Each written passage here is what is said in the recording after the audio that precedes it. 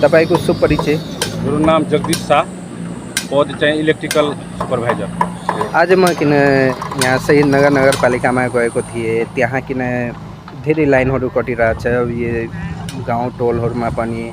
अनि उताबाट मैले थाहा पाएँ यता कुनै प्लान्ट बनिरहेछ इलेक्ट्रिकको।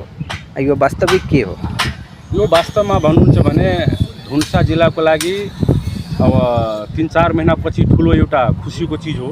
अहिले जुन धनुषामा लाइनको ओभरलोडले गर्दाखेरि लाइनको जुन समस्या छ, वास्तवमा अहिले लो भोल्टेज हुनु, बराबर टिपिङ हुनु, लाइन कट्नु, यो तपाईँको यो धनुषा जिल्लामा अहिले होइन, यो लगभग 3-4 वर्षदेखि समस्या छ। अब यो ठाउँबाट तपाईँको पुरै धनुषा जिल्ला लाइन सप्लाई हुन्छ। यो कति केबीको? यो 132 केबी। 132 केबी। 132 केबीमा कति ठाउँसम्म यो प्रसारण हुन सक्छ? कुन कुन जिल्ला पर्छ कि खालि नगरपालिका पर्छ कि गाउँपालिका? होइन, यो 132 केबी तपाईँको चाहिँ पुरा धनुषा जिल्लाभरिको लागि।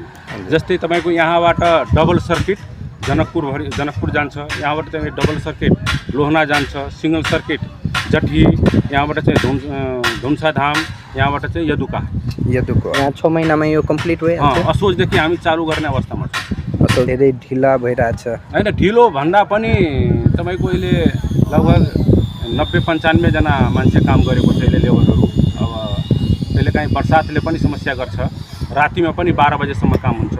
ओभर टाइम पनि गराउनुहुन्छ। अब जुन यो ठेकेदारको जुन टेन्डर छ, त्यो ठेकेदारको पनि भदौसम्म टाइम छ। त्यसले गर्दाखेरि यो असोजमा जसरी भए पनि हामी लाइन चालु गर्छौँ। आउने गर्मीमा यो धनुषा जिल्लाको लागि लाइन लोड सेटिङ मुक्त हुन्छ। यो लोड सेटिङ पनि मुक्त, ओभरलोडको पनि समस्या समाधान हुन्छ। अनि बिचबिचमा लाइन कट्ने, लो भोल्टेज, ट्रिपिङ, यो पनि समस्या समाधान हुन्छ। यो कति क्षेत्रफलमा फैलियो? यो 5 बिघा 4 कट्ठा जग्गा हो। 5 बिघा 4 कट्ठा। अनि यसमा के मान्छेहरूको पनि अवरोध आएछ कि जनताहरू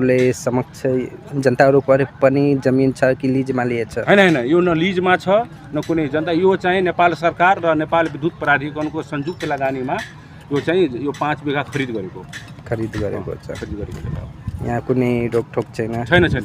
यहाँ ढल्केबरदेखि यहाँ बालगङ्गासम्म लाइन आउनमा कतिवटा नगरपालिका गाउँपालिकाहरू परिहाल्छ?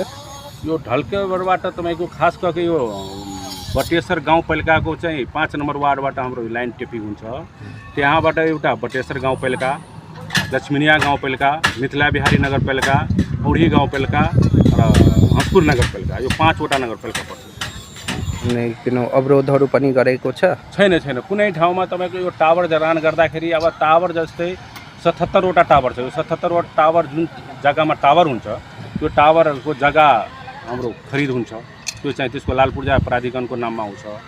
हामी उहाँहरूलाई चाहिँ त्यो बापत मुआवजा पनि दिन्छु। तार तन्दा पनि 18 मिटर बराबरको पनि क्षतिपूर्ति पाउनुहुन्छ। त्यो 18 मिटर भित्रमा परेका बोट बिरुवाहरूको पनि काट्दाखेरि त्यसको पनि क्षतिपूर्ति पाउनुहुन्छ उहाँ।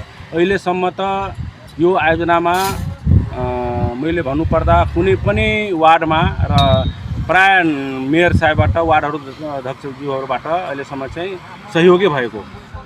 सबैलाई एउटै उद्देश्य मात्रै छ, यो प्रोजेक्ट बनेपछि धनुषा जिल्ला लोड सेटिङ मुक्त हुन्छ, धनुषा जिल्लामा लाइन 24 घण्टा रहन्छ, धनुषा जिल्लामा लाइन समस्या समाधान हुन्छ। त्यो सबैको चाहना पनि हो। अहिलेसम्म काम गर्दा पनि कुनै ठाउँमा अवरोध पनि भएको छैन र सबैले सहयोग गरेकै हो।